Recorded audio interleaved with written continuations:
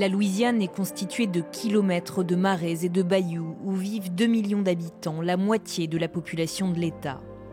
Une côte chaque année plus vulnérable aux tempêtes qui frappent le golfe du Mexique et coûte des milliards de dollars de dommages aux assurances. 9 feet from where?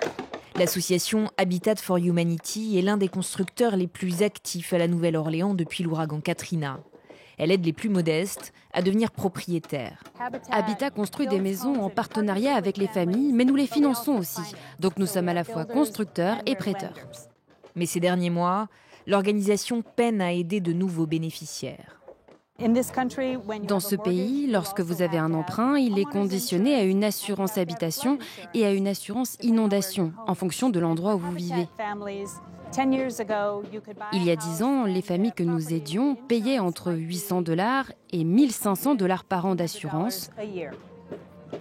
Pour ces mêmes maisons, les prix ont doublé, triplé, quadruplé et même parfois quintuplé. Depuis les ouragans Laura, Zeta et Aida en 2020 et 2021, la Louisiane est en proie à une véritable crise des assurances. Certaines ont fait faillite, d'autres ont quitté l'État. Celles qui restent n'assument le risque qu'à des prix vertigineux. Je considère que la crise des assurances en Louisiane représente une menace existentielle pour nos familles, notre culture, notre communauté, nos commerces et notre développement économique. Les gens se retrouvent en situation de perdre leur maison.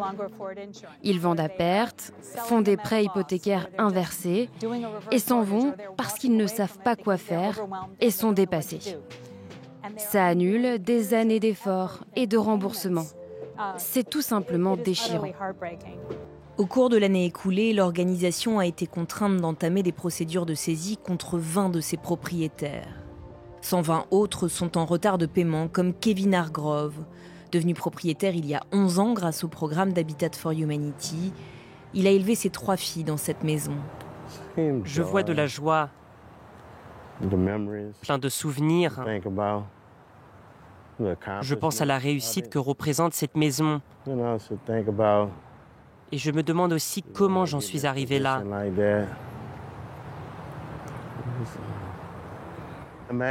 Imaginez, je l'ai vu sortir de terre. J'ai participé à sa construction. C'est le rêve de posséder une maison et de la léguer à ses enfants. Alors l'idée de la perdre, nous avons besoin d'aide. Personne ne devrait se retrouver dans cette situation. Pour tenter de s'en sortir, le père de famille de 55 ans a dû prendre un deuxième emploi. Il travaille désormais 15 heures par jour, mais cela ne suffit pas. À l'origine, je remboursais $560 par mois. En à peine un an, c'est passé à $1 735. Ça représente presque la totalité de mes revenus. C'est une bataille permanente de continuer à rembourser mon emprunt tout en continuant de subvenir aux besoins de ma famille. Surtout que tout a augmenté, la nourriture, l'essence et les achats du quotidien.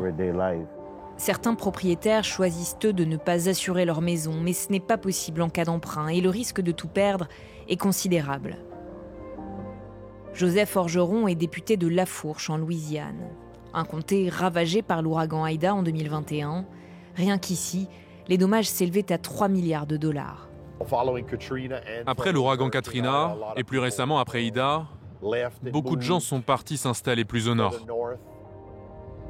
L'an dernier, l'élu et une majorité des membres du Parlement de Louisiane ont voté une loi permettant aux propriétaires de demander jusqu'à $10 000 de subventions pour fortifier leur toit. Il faut renforcer les maisons, changer le marché pour inciter les assurances qui n'ont pas encore couvert la Louisiane à venir ici. Et enfin, rendre la côte plus résiliente face au changement climatique, en élevant nos digues et en développant des marais barrières qui ralentissent les ouragans.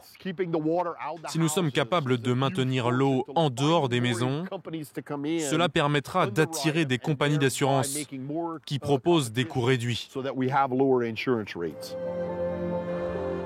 La crise des assurances se mue en une crise du logement et menace de dépeupler le sud de la Louisiane.